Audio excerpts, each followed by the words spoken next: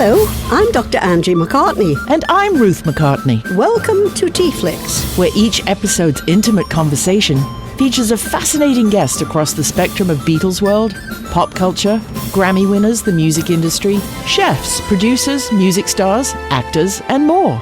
So bottoms up and join us as they spill the tea on TeaFlix. And it says we're live again. Oh, jolly good. Hello, And hello. this should be Richard. Absolutely. Come Well, on down. I'm going to just do an introduction briefly here. We have a really special guest today. We're very lucky to have him. He's a super busy man, and he's been a tad under the weather, I hear, but looking gorgeous and fighting fit this morning. So without further ado, we will bring on the inventor, founder of the Composers Breakfast Club, the composer behind 150 TV shows and 60 films, and former member of Oingo Boingo. Ladies and gentlemen, let the confetti fall out of the sky for Richard Gibbs. Yay! Good morning. Hello, Richard. How are you? And I love it with an English accent. It makes it all the better. Oh, absolutely. We charge extra for that, for our sponsors. Oh, as you should. Yeah, well, thank you for joining us. Well, thanks for having me. And we'll be joining you next Monday in Malibu for your Composers Breakfast Club. Yeah, I'm looking forward to that. Me too. Before we start on going back to the beginning, because the Composers Breakfast Club is sort of first up next Monday, we'll be there.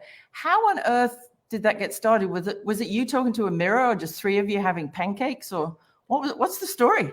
Basically the latter. I used to be part of a networking group out here called Metal, and I liked the concept of it, but there were certain things about it I didn't like, and one of them was that it was men only. I thought that was ridiculous. And I had a couple of buddies who were fellow composers who lived here in Malibu that we would get together every so often and have lunch and commiserate. And I thought, let's do this every Monday morning, because I know no composer worth of salt has anything to do early Monday morning. I wanted to do it at 8 a.m. Yeah. I'm a surfer. To me, that's like late. Yeah. And they balked at that, so we compromised at 9. And that was 13 years ago. We started every Monday morning. The three of us would meet. Yeah. And slowly, organically, we started inviting other friends, other composers. And I just tongue in cheek and called it the Composers Breakfast Club. And it's grown organically over the years. We've outgrown different venues. For a long time, we were at the Soho Club here in Malibu called the Little Beach House. But now we're at a wonderful place called Dreamland in Malibu that's run by Aviator Nation. And it's right across the street from the Malibu Pier. They have great stage and sound and lights, and it's kind of a space. It's really fun. You ladies will see on Monday. Ladies. Oh, that was your first mistake. How dare you? Ladies. Ladies. Very dare you. Old bags, please. Old tall. Old tall. Yeah, it looks like an incredible venue. Yeah, it looks lovely.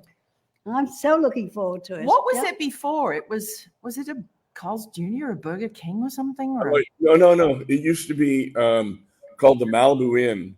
It was an old roadhouse here in Malibu where everybody would play when they were passing through on their way to Santa Barbara or whatever. Yeah.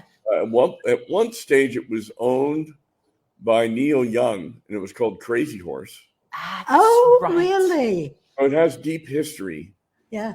I believe it's registered as an historic building of some sort. So is Angie. Yeah. I've got my blue tag and everything. Yeah. It's a great old spot. I mean, it's not exactly the Cavern Club, but it's as close as we get in Malibu.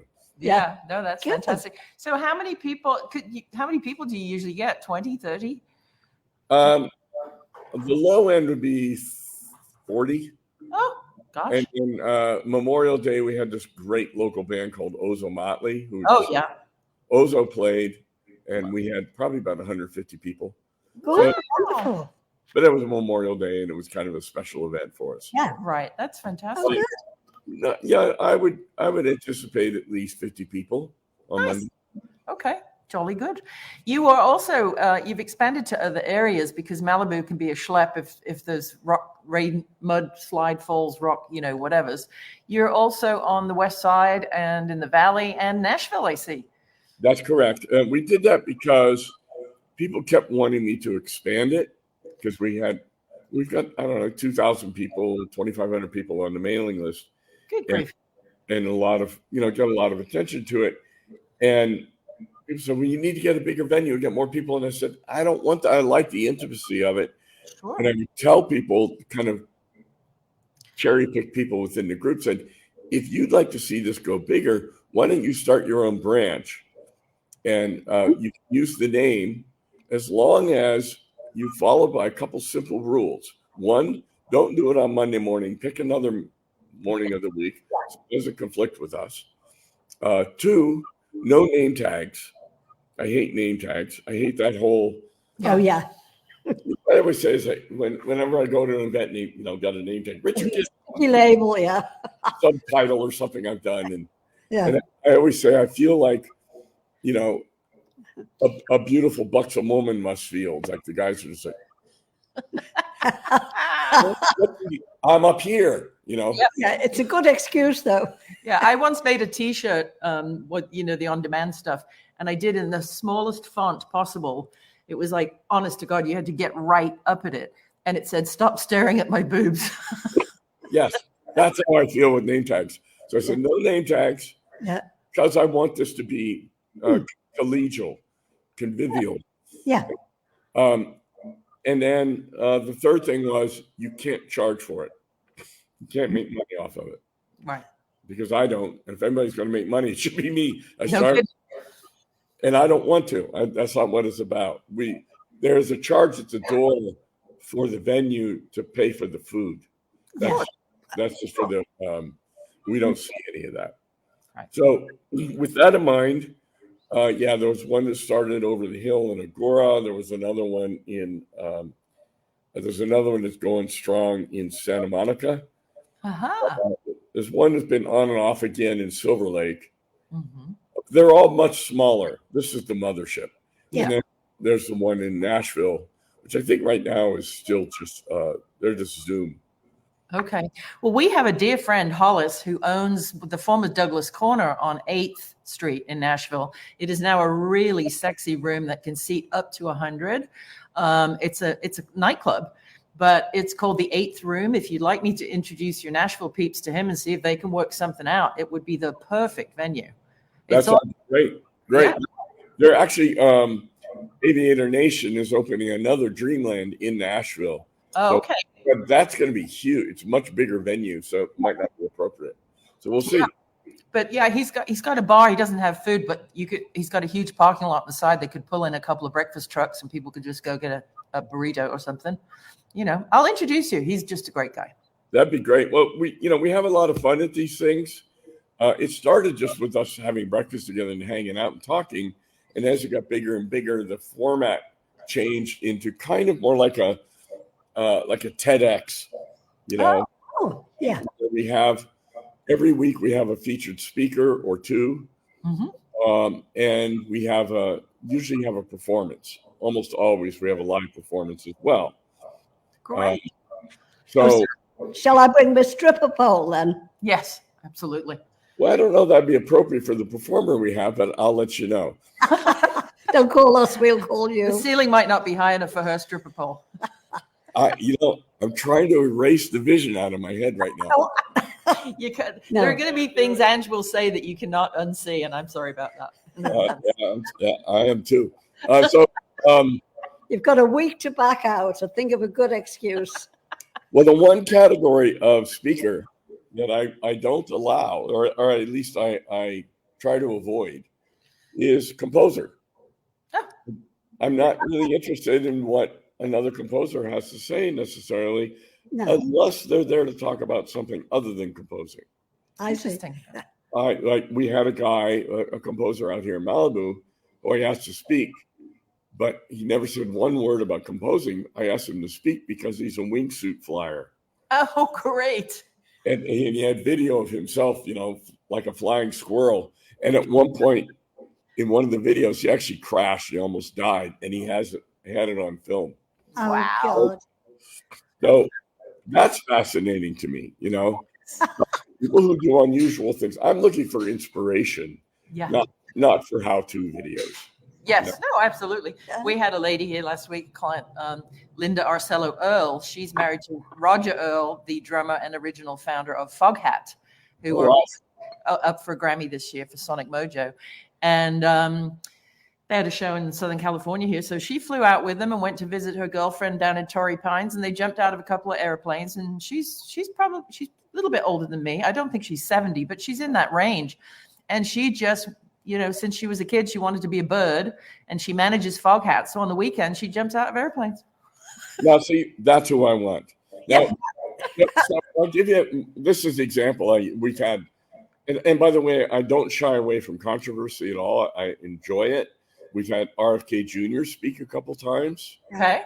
Very controversial figure, obviously. Of course. But hey, First Amendment, right?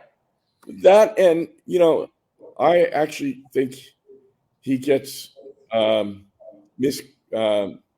miscast. Yeah. At times. But one of my favorite speakers was a guy that I was just poking around on the internet one day, and I saw a little blurb about a guy who had set the world speed record for remote controlled glider flight.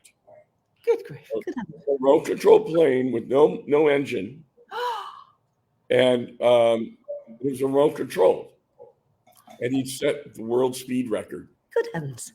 What a bizarre thing. Yeah. So guess what? I love this. How fast do you think that record was? In a glider?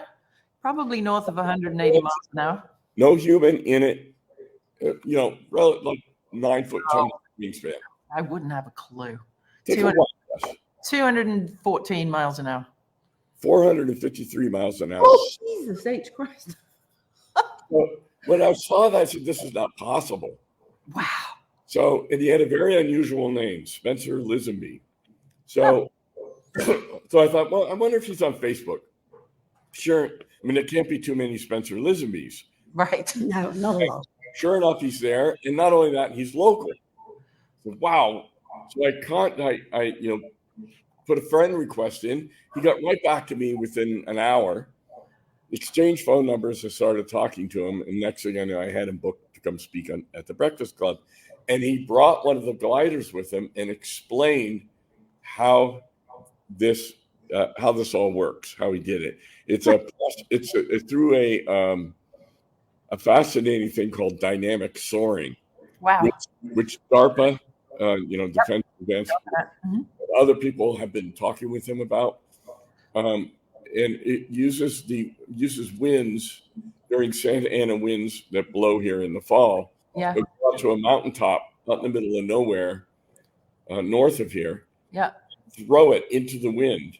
Huh. It's the wind, banks off of the wind, immediately picks up 60 miles an hour of speed, and he's controlling the ailerons, and it brings it back around behind the mountain, drops down, and then comes back up, hits that wall of wind again, picks up another 60 miles an hour, and within a matter of a couple of minutes, it's doing 200 or 300 miles an hour. Good heavens. He invited me to come, and I witnessed this for myself. It's scary as hell. I bet. This thing's wrong.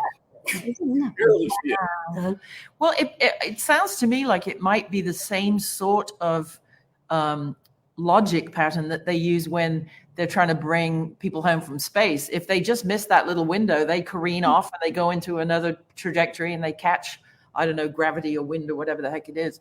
One of our clients, he's an incredible musician, singer, songwriter, guitar player, Nick Marshall. He is a doctor of mathematics from UCLA, and he was one of the people who invented half of the aperture radar stuff that is the GPS that is in all of our iPhones. So I'll introduce you to him too. Turn me on to him. Yeah. I wonder if he knows Skunk. You know Skunk Baxter? You know Yeah. that? I know Skunk. Another iconoclastic autodidact, right? Yeah. Oh, they're all podcasts, these people. It's amazing. Polymath, I was just going to say, yeah. King Yeah. Kravitz. Oh, I've had Skunk speak, and I'd love to get this gentleman to speak. Yeah, that Nick Marischal. I'll turn you on to. yeah. And do you also know producer engineer Nico Bolas? Yes, I mean I don't know him well, but I've met him a few times. It certainly. He's another one. He and his brother Mark Bolas invented all kinds of stuff. We go back, our friendship goes back to the early 1980s. And Mark was putting telephone, he would dial a number, we would pick it up, and then Mark would put the telephone in the microwave to see what happened to the radio signal. And they had some way on an old PC that they built in the garage, how to manage the wave signals. And the naughty boys, they found a way that they created a device where you could call from Pacific Bell only, telephone pay booths for nothing, because you put this thing over the mouthpiece and it would think a quarter had dropped. Oh, it would make the sound. Yeah. Yeah. But Nico's, he's had face-based music. He's got a bunch of patents and stuff. So when he's in New York at the moment, but I'll turn you on to him as well. Mm-hmm. He works with Neil Young a lot. He too. is Neil Young's, producing No, part. I know, and it's not. I love that people think smart musician is an oxymoron, but it's not. No. You know, There are a few. Yeah. Yeah, there are a few. We've known a few. Oh yeah. Oh yeah, definitely. So back to the sort of the beginning. What was your first and only instrument the piano, the keyboard, or are you a multi-instrumentalist? I can play several instruments well enough to torture practitioners of that instrument. Okay. But, I was forced, kind of forced piano when I was 5. Mom made me take piano. Yeah. Me and my brothers. I stuck with it. But by the time junior high came around, now I discovered these things called girls, and so I moved to guitar. There was this band called the Beatles. I saw them on Ed Sullivan and said, "Oh, yeah, they're not going anywhere." Rubbish. all the girls screaming at me like that." Yeah. Took up guitar, but I never got that good on guitar. And then people I was playing with discovered, wait a minute, you're actually a really good piano player. Why don't you play organ? So I bought a Hammond organ and taught myself how to play Allman Brothers stuff, and off and running from there. But I also played trombone all the way through school. Wow. What's that old 80s joke? What's the definition of an optimist? A trombone player with a pager. Yes, that's a good one. What does the trombone player say when you open the door? No. Here. Huh? Pizza's here. Pieces here. Oh, poor trombone players. Oh, yeah. Well, there's a reason I went back to, I never made a living as a trombone player, that's for sure. No, there's not a lot of us. But I think you've done reasonably well as a piano player and onwards. And yes. composer. As a keyboard player, I did well. I was a session player. I was a session player before I joined Oingo Boingo. But once I joined the band, it became kind of a calling card for me. Yeah. And that was right at the beginning of, the peak, I guess, really, of the new wave movement. Yeah. We were seen as part of that. And most musicians in the punk and new wave era weren't necessarily school musicians. I was. And so people started calling me as a session player. And I played on, 150, 200 albums, just as a hired gun. Yeah. And then somebody knew I had this training as a composer, because that's my degree is classical composition. He said, hey, you want to try scoring this movie? Wow. And I did it and did a reasonable job at it. That led to this job, that job, then boom, boom, boom. Indirectly and totally coincidentally I started working as Tracey Ullman's musical director. I yes. love her. I do too. I've never met her, but I think I'd probably pass out if I did. Oh, she's the best. I love Tracey to death, and I like to think it's mutual. So I was her musical director for the Tracey Ullman show, wow. And then the subsequent shows she did for HBO. When she was doing the Tracey Ullman show, there was this little 1-minute short that was on the show called The Simpsons. Yep. And they didn't have music in it, but it was so popular. Everybody loved it. Yep. And I befriended Matt Groening, who created it. And every once in a while, Matt would need like a little piece of, a calliope or something. Yeah. Not scored. It's a minute long. But we became friends. And then when they decided to spin that off to its own show, completely coincidentally, they asked Danny, my old compatriot in Boingo, to write the theme.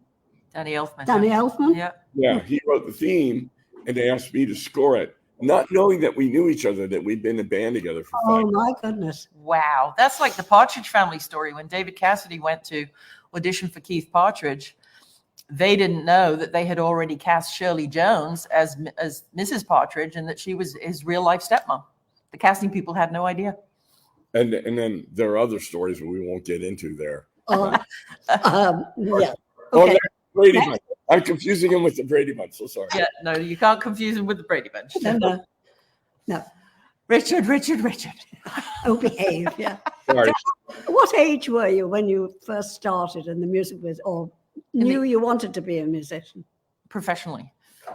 I would say through junior high, I wanted to be, my father and other people thought I should be a lawyer because I had the gift of gab and reasonably intelligent and spelling champion and all that kind of stuff. And I thought about it. It seemed like it'd be fun to be a defense attorney.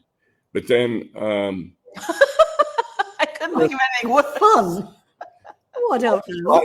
I was young, okay. And then I also wanted to be a veterinarian. And then I learned the veterinarians go through the same amount of schooling as a regular doctor, but earn about a quarter of the money. So that's stupid. I don't want to do that. And you have to stick your arm up horses' bums, don't you, occasionally? Well, then there's that. But then that paid off later when I scored Dr. Dolittle. But so it was when I was but the whole time I'm playing in rock bands for fun and starting to see the path forward.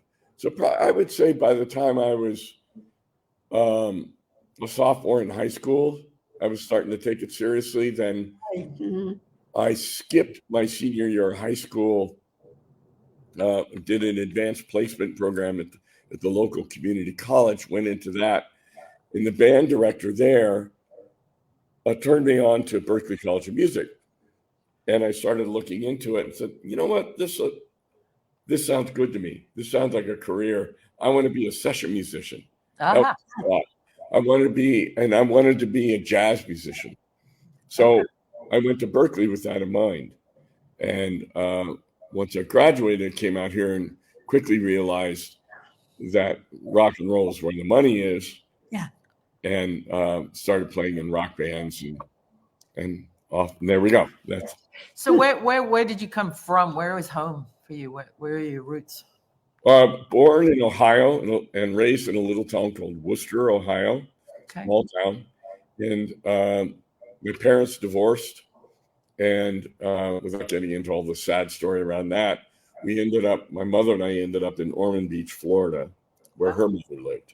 Okay. So that's how I ended up in Florida. And that's how I ended up taking up surfing at the age of 12. And then went to Boston to go to Berklee College of Music. Of course. Graduated there, took an old old Dodge Tradesman van filled with my Fender Rhodes and my Mini Moog and surfboards and my buddy, and we drove nonstop from Boston to California. Wow. And was Malibu the goal, just Route 66 to Santa Monica turn right? Kind of. I mean, actually, we went to Santa Cruz first. Okay. And then awesome. I went way down the coast. I wasn't really sure. Actually, I'd been to Los Angeles once. So I got it. Yeah. This frog. That's quite all right. We'll bring you some nice Mrs. McCartney's tea next Monday for you. We have something called Rockstar Rescue. I'll bring you some. Please. So where was I? How old would you be when you landed in California? Oh, my first time in California, I was 16. I marched as part of our high school band from Daytona Beach called the Seabreeze Marching 100.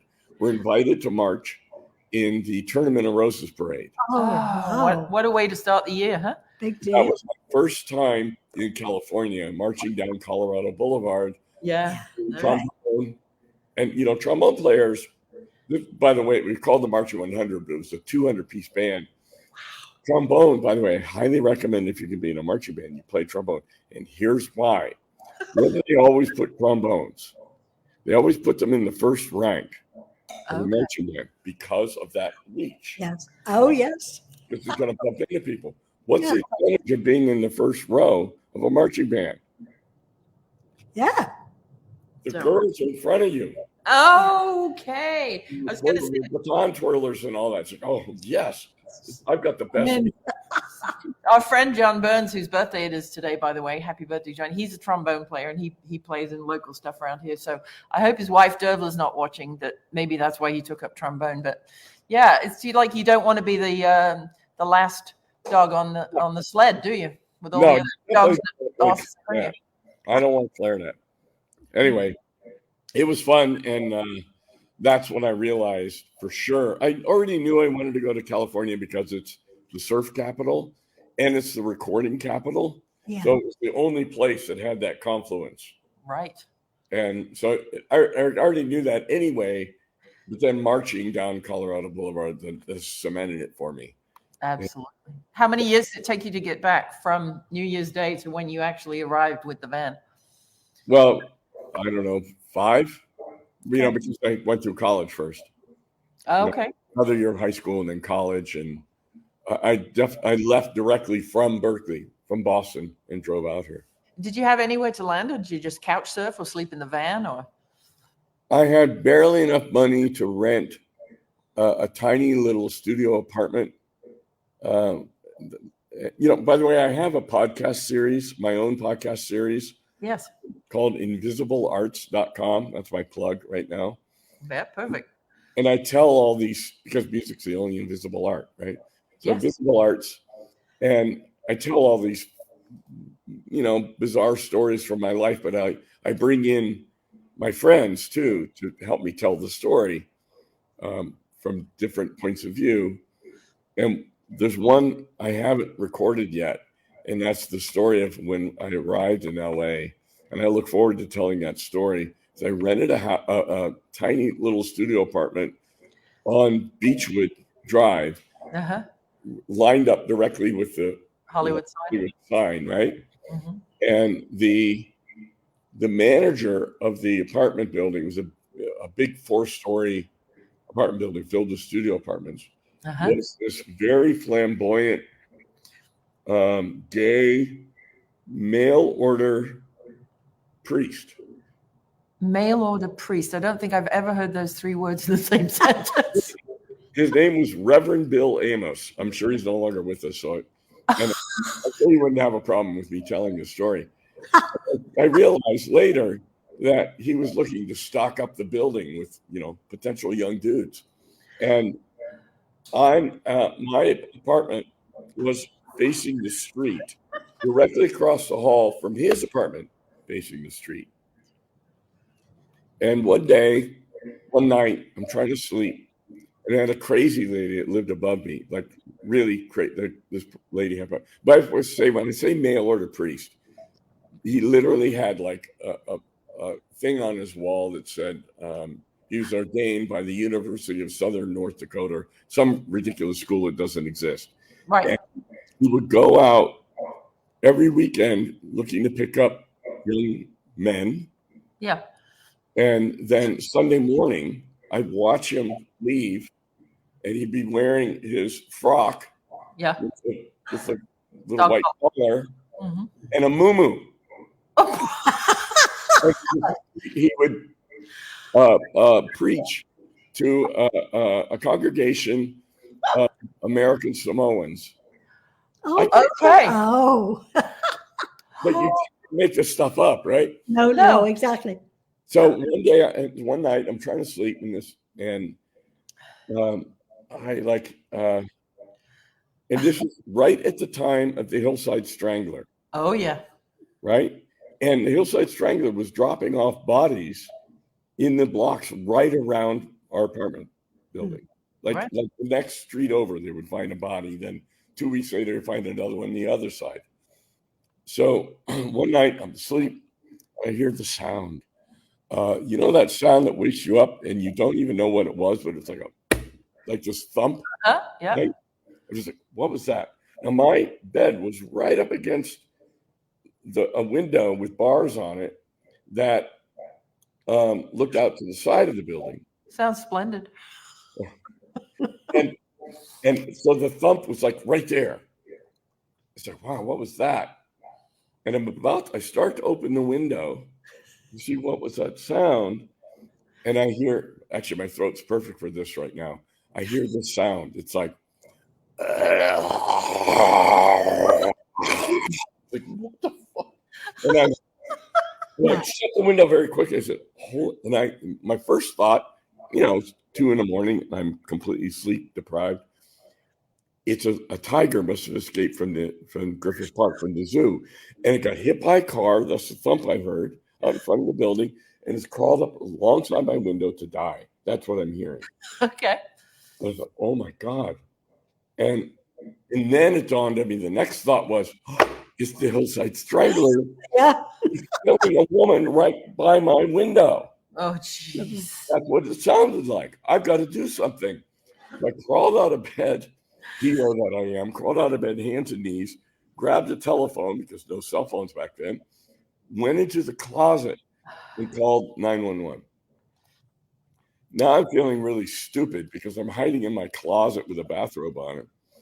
And I go, no, I got to know what's going on. So I go out the front door of the building. You got to kind of visualize this. Go out into the street. So I'm peering down alongside the building at the side where that side window was.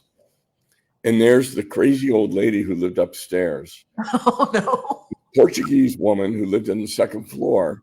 I remember that evening quite well. You? Oh, no. She was Portuguese. Her name was Millie. And she had attempted suicide from the second floor. Oh. And flat on her back. Oh, no. Rib. And the sound I was hearing was blood gurgling in her lungs. Oh, my God, Richard. But she survived. That's my introduction to Hollywood.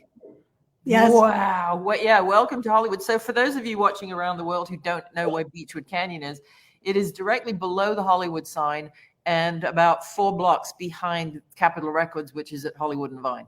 Yes, you could walk to Capitol. Capitol, absolutely. Did you ever go to Victor's Deli? They had the best schmear. No, I can't say that I have. Right at the bottom of Beechwood and Franklin. It was there. I used to go up. Well, that was in a hotel building or something. No, it's a strip mall. I used to go to the Beechwood Cafe. Yes. Way up. That's still there and quite delightful. Yeah, absolutely. Yeah, Joanne's just saying a couple of things. Great horror story for Halloween. And also, she said before, her ex-husband, or her late husband, did she say? Her ex-husband was a trombone player. Now she knows. Oh, my late husband was a trombone player. Now I know why. Yeah. Because the girls were out. What is it? You know why? Because in a marching band, they put the girls right in front of the drum. Oh, and now you know why she picked trombone. I see. Yeah. Oh, that is absolutely wild. So obviously, you're not in Oingo Boingo yet, right? No, not at that stage. How did you and Danny meet? Was it just in the clubs on Hollywood Boulevard and the scene, or? Well, that's actually in my. I do tell that story in my podcast, but a concise version of it is that I got the gig to play with a Welshman, Tom Jones. Oh, love him. I'm of Welsh descent myself, by the way. Okay. My dad is Welsh, and so I'm playing keyboards with Tom Jones. I loved him, hated the band. It wasn't. He usually has very good bands. This was not one of them. And I was in the Weather Report. I'd gone from the Beatles to were you? Jazz Fusion and Mahavishnu Orchestra and all this. Wow. And playing What's New Pussycat wasn't high on my list of things I wanted to do. No. Every night I'm playing with Tom. We go to Argentina for 2 weeks. Then we had a 2-week stand in Vegas, and I was losing it. I literally was getting an ulcer. Oh God! And when we got to Vegas, I served notice to the musical director. I said, I can't. I'm just This isn't me. I'm so sorry. And he goes, no, I get it. I can tell it's not your thing. And so the other keyboard player in the band was a gentleman named Jonathan Wolfe, who went on to immense fortune for writing the theme music for Seinfeld. Nice. Oh, boy. Nicely done, John. All sorts of other sitcoms. He had hundreds of episodes out on the air at any given time. Wow. Good boy. Well, a bunch of other shows. Anyway, but at the time, he was a struggling musician like me. He had been approached about, there's this band looking for a keyboard player. He handed me the phone number. He goes, it's not for me, but Richard is just crazy enough to where this might be right for him. Wow. Oingo Boingo, but I had never seen them. And it was Danny Elfman's number. That's how I got his number. Wow. As soon as I got back to LA 2 weeks later, I called up Danny and he goes, it's funny, we were looking for you. We didn't know how to get hold of you. Again, back in the day before cell phones, and I'm out on the road. So I go down and audition and we hit it off musically, and that's it. Bob's your uncle, as you say.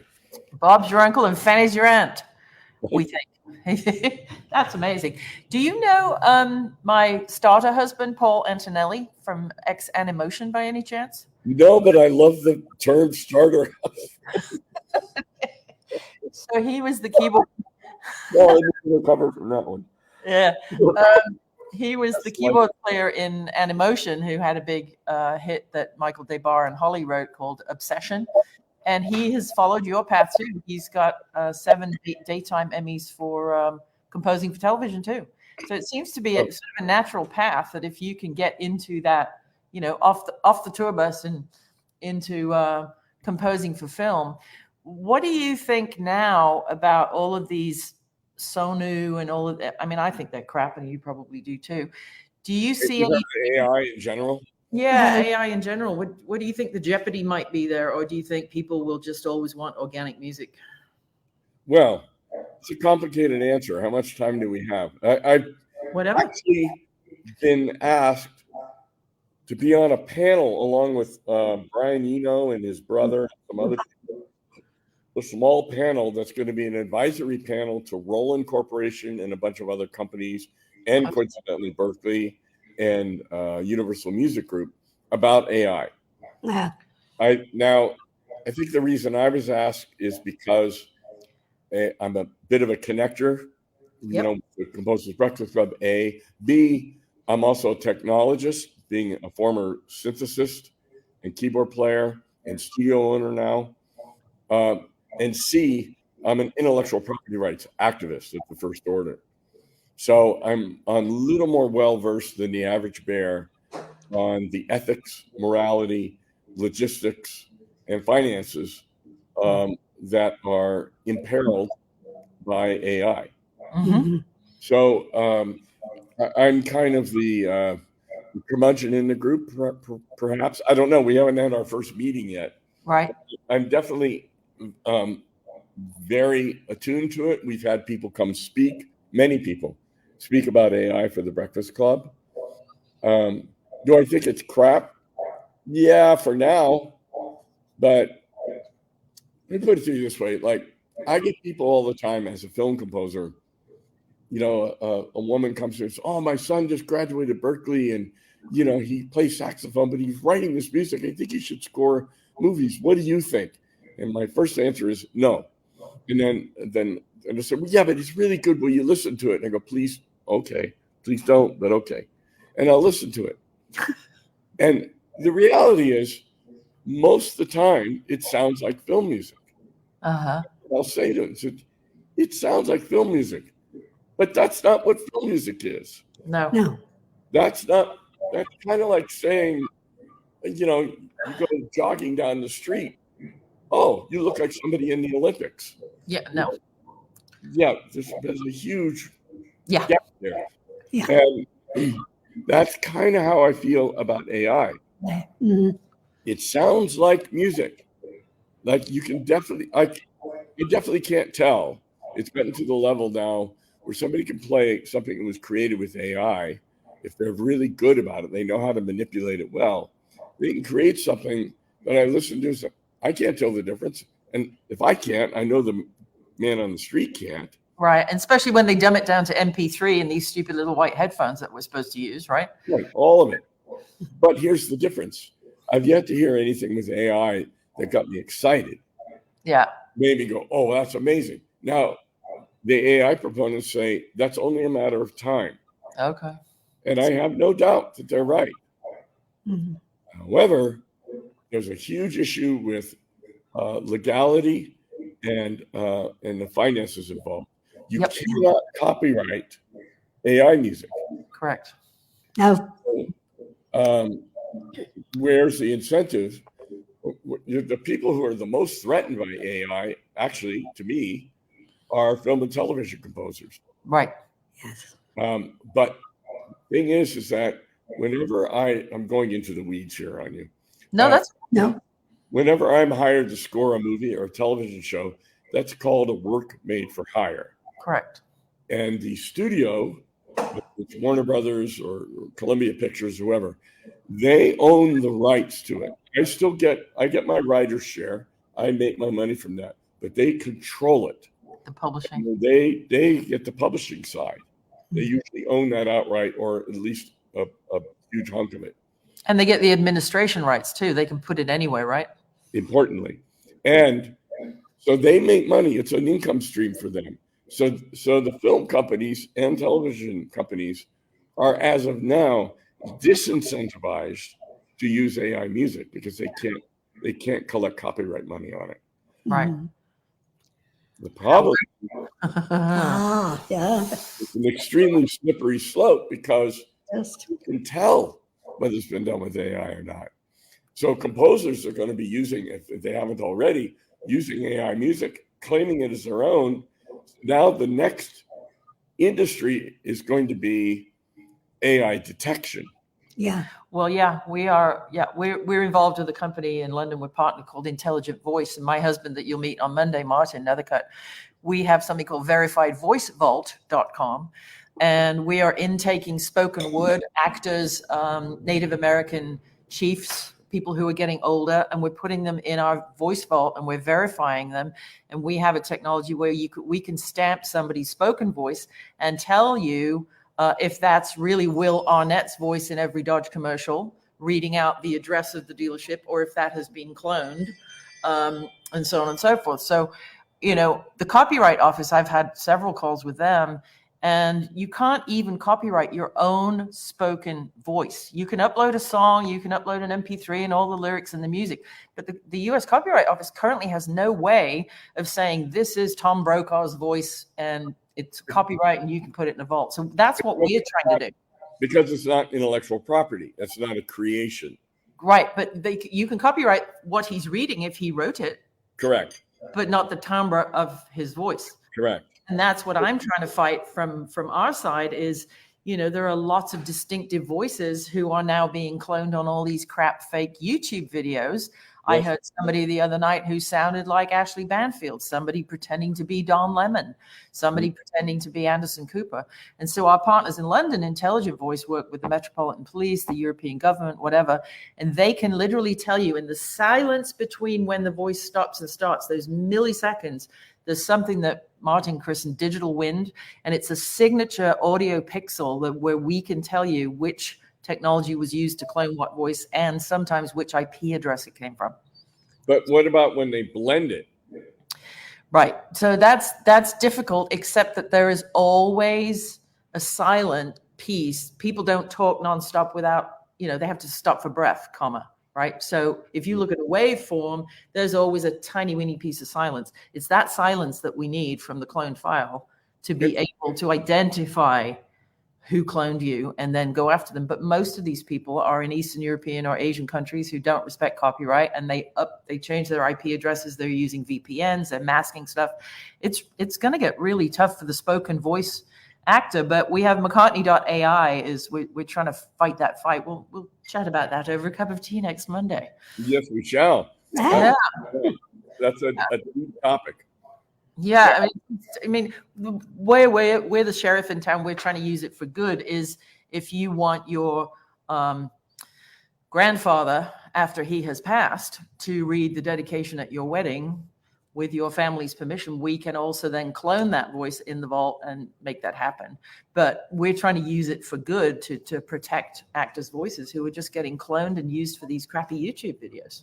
Well, AI, it's obviously it's going to change the entire world. We're putting cab drivers out of business, Truck drivers. I refuse, when I go to a supermarket, I refuse to use the auto scan. Me too. Absolutely, yeah. I won't use them. I want to interact with a human. Yeah. Like, what's the point of that? Is all you're doing is trying to make the owners of the corporation rich, and they don't need my money. No, the Kroger family has enough. Yeah. So, and that gets back to me, the heart of the issue, as vis-a-vis music anyway, is that as musicians, as composers, as songwriters, even as players, we're storytellers. Yeah. People want to hear a story from one person to another. They want to, it's a means of connecting across space and time. And if we can't do that, if it's one way or the other, we're sitting around the digital campfire telling stories, that's fine. But as soon as you realize across the campfire from you is, UNIVAC 1000, Yeah. I'm not interested in that story anymore. And I think that's what people need to hear, unless they want to have their babies being raised by computers. Oh, God. By the way, they are more and more by, iPads, but I will rail against that till my dying day. I was at the dentist a couple of months ago, and somebody had their probably 2-year-old with them, just a toddler, and, a bunch of magazines on the table. And the toddler opened the magazine and started doing this with its fingers to the paper and started crying when it wouldn't get any bigger. Yeah. Yeah. So same thing with television. They'll go up to a TV and say, wait, what? Mm-hmm. Wait, make it bigger. But don't you think, having seen obviously the Abbey Road sessions and been in 1,000 studios, I was an artist a million years ago. A lot of the creation of music is the organic part of people sitting together and saying, well, what if we did it in, this, what if you dropped the G to a 0? What if you sang a third instead of a fifth here? And, AI isn't going to know all of that stuff that you will have experienced. You have a studio. You're looking at it. This is it here. Right. So, talk about, it's absolutely beautiful. So, yes, I was looking at your wonderful studio, Woodshed. Yeah, if anybody wants to, go to woodshed.recording.com and look it up. Yes, wonderful. Yeah, I was a technologist. I was a synthesist. Right. I was the guy who would show up. I'd get hired as a keyboard player to bring in early samplers and play along with an orchestra. And the players in the orchestra would get mad at me because I'm playing a marimba parts, and the percussionists would come, why don't you just sample my wallet? I actually had a guy say that to me. I said, I'm not trying to do that. I'm just doing what the composers asked me to do. But I get it. Now, and composers more and more, especially for television, are replacing orchestras with synthetic orchestras. Yeah. And the average listener can't hear the difference. Right. I can hear it most of the time. I can be fooled, but most of the time I can hear it. But here's what you'll always be able to tell the difference if you A/B it. If I record a piece of music and use all my samples and everything else to create something wonderful, and people go, oh, that sounds great. Say, okay, now let me record it with a real orchestra. It goes like this. Yeah. It's a huge difference, but people don't know that until they A/B it. Of course, consumers aren't going to A/B it. They don't care. The music is behind car crashes and dialogue and everything else, so nobody really cares. Right. The problem is that people don't care. Well, and the other problem is the budgets just aren't there anymore. You've got movies being churned out because we have to feed this beast called, the internet and Roku and all of these Tubi channels and, Amazon Prime and Netflix and all of that stuff. And if you can make a movie for, $5 to $8 million and double or triple your money, you certainly can't afford to be in Capitol Studio A with a union orchestra. Well, yeah, you actually can. I've done it. there's a special agreement with the union called the I can't remember to call it the low budget agreement. Oh, okay. So you can do that, or you can record overseas. Not that I recommend it, but you can. There are ways around that. I've done it. The main thing is for me, I just refuse. I started refusing. If somebody wants me to imitate an orchestra with my amazing machinery that I have here, I won't do it. I'll just say, sorry, go hire that kid down the block. Not because it won't sound good, although that's part of it. The bigger thing for me is it's no fun. Right. I'm not enjoying it. I've recorded in Abbey Road with a 95-piece orchestra. Yeah, amazing. The joy of that. Yeah. The sound, the glory, just purely from a selfish point of view. Yeah. And I know that is imparted to the audience. To the fabric of the project, right? It's ephemeral. It's in there, but it's there. Yeah. If I'd done, the first time I went to Abbey Road was for a movie called First Kid, a Sinbad movie. It wasn't a huge movie, but I had a 95-piece orchestra. It was for Disney. Great. And I was there for 5 days at Abbey Road. And it sounded glorious. It was so good. Yeah.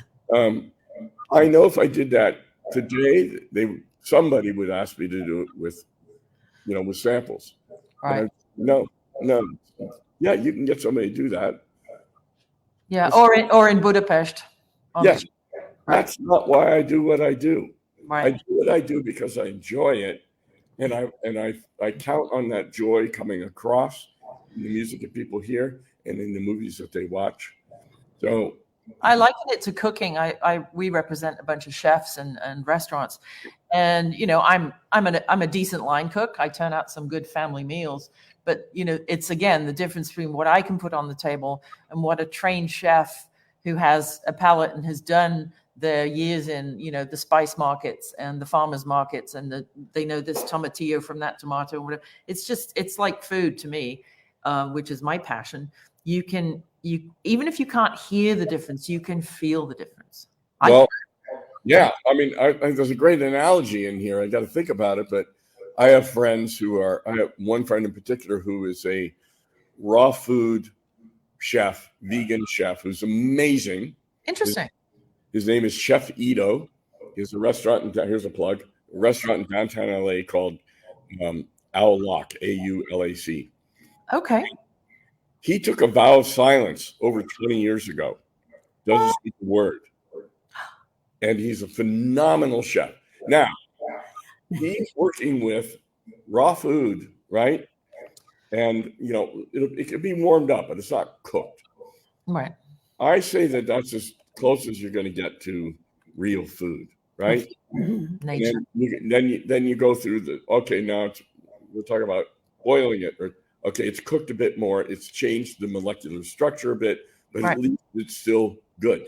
That's equivalent to me of using an electric guitar, right? Yep. And then you go to deep fried crap from Cisco trucks. Or McDonald's, right? And then now, okay, that's still technically real food, but AI music. it's pretty bad. It's pretty junky. That's the equivalent of sampled orchestra music to me. Yeah. Yes. Now AI. Now here's the scary little story for you. Look up a company in Seattle. Is it Portland? Seattle. I think it's Seattle. Called Intellectual Ventures. Okay. You ever heard of these guys? No. I had a friend who was recently left there, but he was an inventor. That it's a couple of buildings, huge buildings, like warehouse-sized buildings, just stuffed with scientists and inventors. Wow. It's funded by Microsoft and a bunch of other tech companies, and they basically just give them, a carte blanche. This budget. It's kind of like a civilian version of DARPA. Okay. And they have one building, it's filled with scientists doing totally crazy stuff. And the other building is filled with every tool known to mankind, from the smallest jeweler's screwdriver to huge 3D printers that can make tanks. What?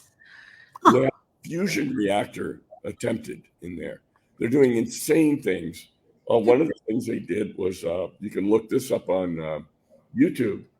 Look up, this guy's name is Pablos, Pablos. Pablos, Google this, anybody who's on here. Pablos, and put in mosquito lasers. What? And he and his team at Intellectual Ventures were given the task of use all the power at your fingertips to wipe out malaria in Africa. Wow. And they've done all because it was a particular pet project of Bill Gates. So Yes. one of the things they came up with was, and I've seen it in action myself, they put poles up outside the village. And maybe there's, 8 poles around the village, 12 feet high. And on top of each pole is a dual laser. Okay. One of the lasers is motion sensitive, and it'll pick up anything moving in the air, and it'll identify what it is by the speed, by the size, and by down to not just whether it's a mosquito, but what type of mosquito it is, What? and whether it's a male or female, because only the female mosquitoes suck blood. And I'm not going to make the obvious sexist comment on that. or bank or money or ex-wife related content. So once that identifies that's a female, what Anopheles, I don't remember what mosquito is that carries the malaria virus. But once it identifies that, the second laser kicks in and zaps it out of midair. Wow. And they have a bunch of them put around it. The concept you put around a village, and it'll just constantly kill these mosquitoes. Wow. He demonstrated it at TED, at the TED conference. Yep. So there's video of this, and I saw it. My wife and I went to Intellectual Ventures, and he showed it to me. This is all by way of saying the scariest part for you as a chef. They are looking to do 3D printing of food. Oh yeah. No, one of my chefs in Houston's doing it. He's printing chocolate. He wants to be able to 3D print a strawberry in such a way that you can't tell whether it's a real strawberry or not. David Skinner, who's my Choctaw Native American chef in Houston, has been 3D printing food since 2019. Now, I can't help but to think of all of the unintended consequences of that, of health, in terms of the quality of the food, in terms of humanity. And, this is such a Frankenstein's monster that we keep continuing to create over and over and over. Right. A bad 50s sci-fi movie. Our friend Dina Sheldon, who is NFL Hall of Famer camera woman, she lives out in Palm Springs, and she was just inducted into the NFL Hall of Fame. She also filmed with her partner Jeff Zachary, several inaugurations, Reagan's funeral. Just an amazing lady. She should come speak next time she's out here. She's just looked up your reference, and it's Pablos Holman. Is that what I said? I thought I did say Holman. Pablos, you said Pablos mosquitoes, something or others. But anyway, I would say Google Pablos mosquito, right, and you'll find. And his name is Holman. So he professionally just goes by Pablos. Yeah, so, that's incredible. Mosquitoes are a bigger problem than most people would think. It's the number one killer of humans, they say. Yep. And then road safety after that. Wow. We might not be leaving unless you have a bigger name on the other line, we might not be leaving the Malibu Composers Breakfast Club till maybe noon next Monday. We want them to hang. It's fun. It's a lot of fun. We have a lot of fun. We invite. How many people are on right now? Hard to tell through StreamYard because they block cookies, so I don't know. But we'll probably get in the next week or so. We'll probably get 5 or 6 or 7,000 views on YouTube. Oh wow! Yeah. Well, all of you are invited to come to the Composers Breakfast Club. Yeah. Every Monday morning, come hang out, and these kinds of discussions are what we do every week. We have a lot of fun, and meet the ladies. There he goes again, trying to Yeah. be complimentary. So Well, no. our regular viewers will know that Madam is, a prolific author, and she writes a limerick for every one of our special guests every week. And this is her book that we're going to talk about. We're going to do some poetry reading at Richard's breakfast next week. It's Mrs. McCartney's Liverpool Limericks and Other Random Irish Haikus.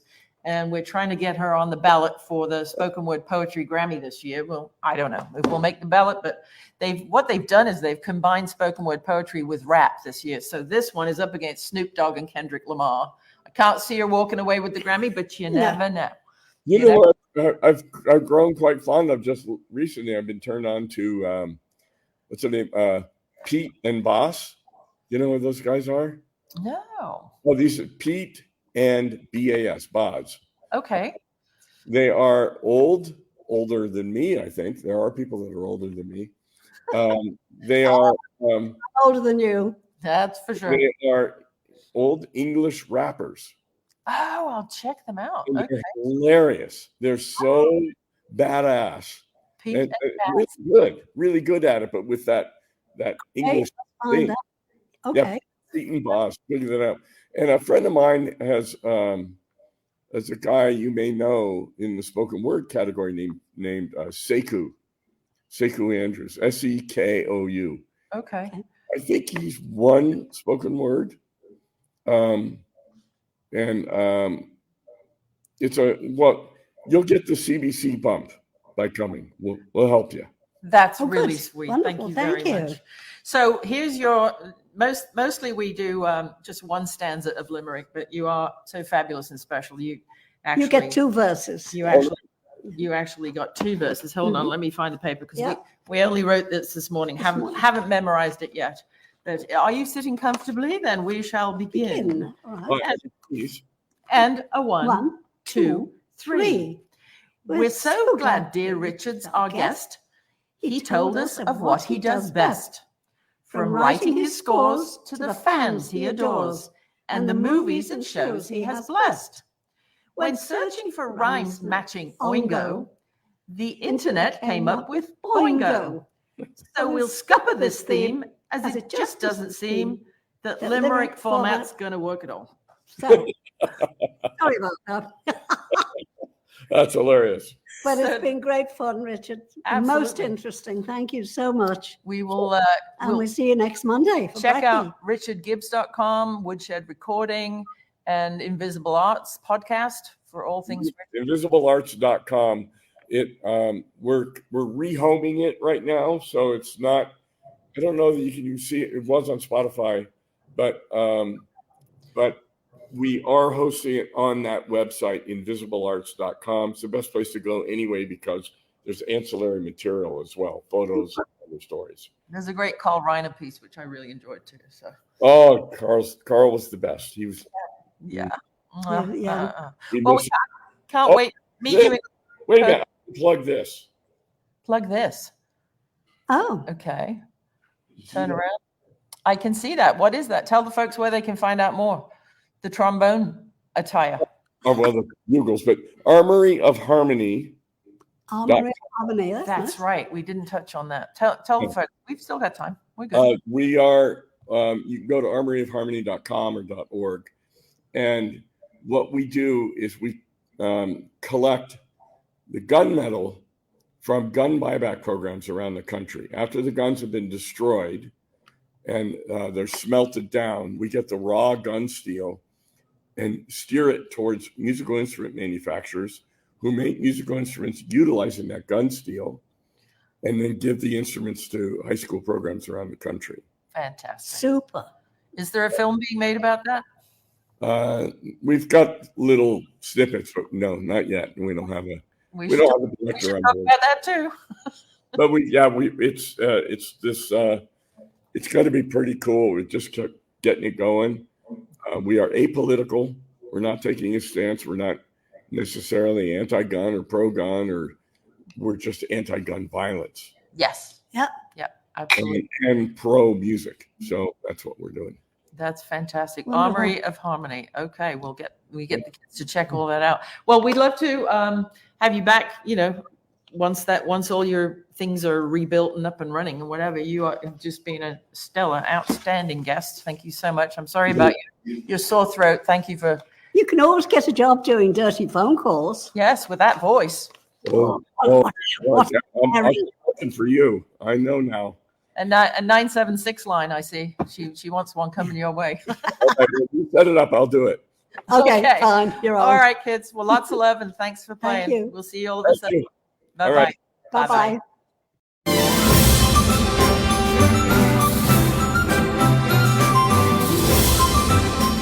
Thanks for tuning in to TeaFlix, and check out Dr. Angie's books, Organic Teas and CBD, at mrsmccartneysteas.com.